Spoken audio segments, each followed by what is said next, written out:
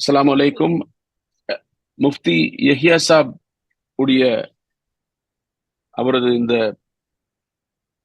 ஒப்பந்தங்கள் பற்றிய உரையின் தமிழாக்கத்தை உங்கள் முன் பகிர விரும்புகிறேன். ஒப்பந்தங்கள் ஒவ்வொரு மனிதருடைய அன்றாட வாழ்க்கையில் நடக்கக்கூடிய ஒரு விஷயமாக இருக்கிறது.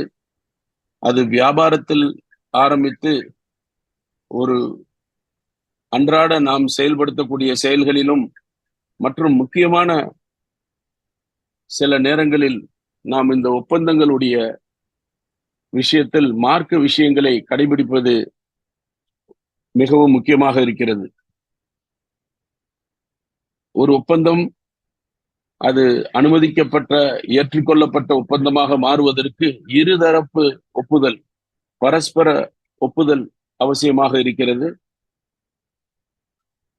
ஆனால் நடைமுறையில் நாம் நமது சம்பிரதாய நடவடிக்கைகள் காரணமாக, நாம் இருக்கக்கூடிய அமைப்புகளில் இருக்கக்கூடிய பழக்க வழக்கங்களின் காரணமாக இந்த ஒப்பந்தங்களை மார்க்க விஷயத்தில் அணுகாமல் அதை நடைமுறையில் இருக்கக்கூடிய விஷயமாக நாம் செயல்பட்டு கொண்டிருப்பது நாம் உண்மையிலேயே கவனமாக இருக்க வேண்டும்.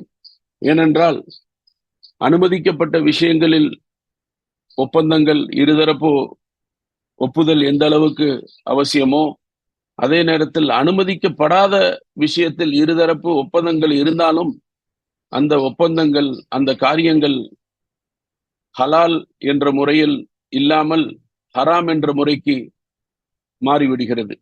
அல்லாஹ் அதில் நம்மை கவனமாக இருக்க செய்வானாக. ஒரு சில உதாரணங்கள் நம்மிடத்திலே பகிர்ந்து கொண்டார்கள். அது நிக்காவில் ஒரு பழக்கங்களாக இருக்கிறது, பெண் வீட்டார் விருந்தோம்பல் செய்வது. ஆனால் மார்க்கத்தில் பெண் வீட்டார் விருந்தோம்பல் செய்வது ஒரு அனுமதி, ஒரு விரும்பிய விஷயமாக இல்லை. ஆனால் பழக்கத்தில் இருப்பதன் காரணமாக அந்த கடைபிடிக்கப்படுகிறது.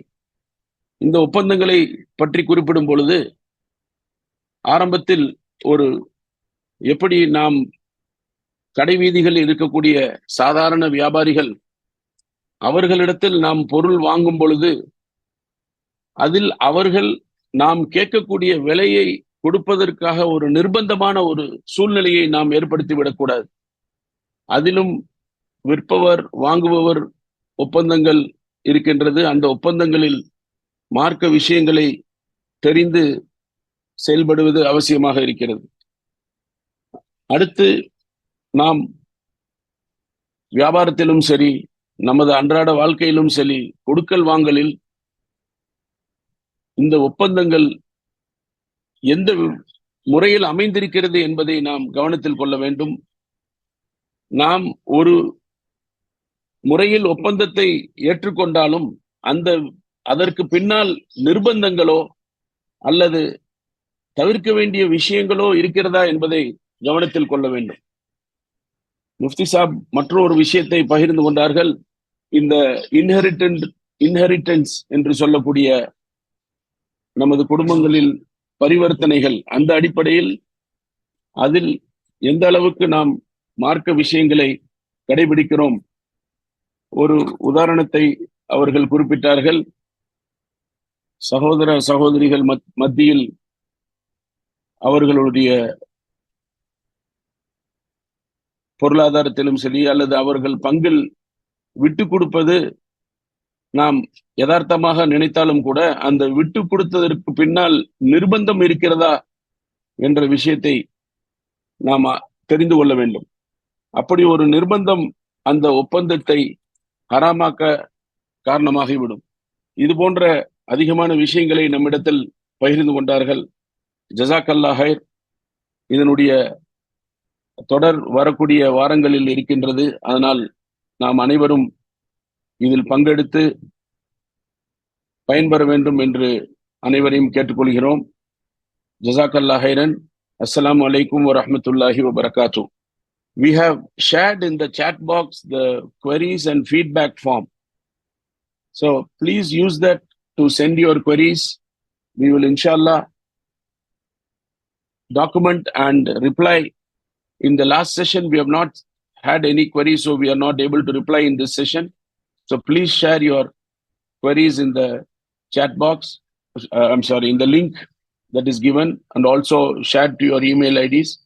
We will reply your queries in the upcoming next sessions. Jazakallah khairan. Assalamu alaikum wa rahmatullahi wa barakatuh. Jazakallah Shaykh for your valuable information and knowledge about Tumble. So we'll end this session now. Thank Jazakallah to the Mufti Sahab and for all the participants join that meeting for from their valuable and precious time. So may Allah guide all our intention and thoughts in right way. Ameen. Subhanallahi wa bihamdihi, subhanakallahumma bihamdika, wa ashhadu an la ilaha illa anta astaghfiruka wa atubu ilayk.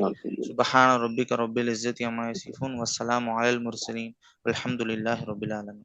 Assalamu alaikum. Alaikum salam. Jazakallah khair.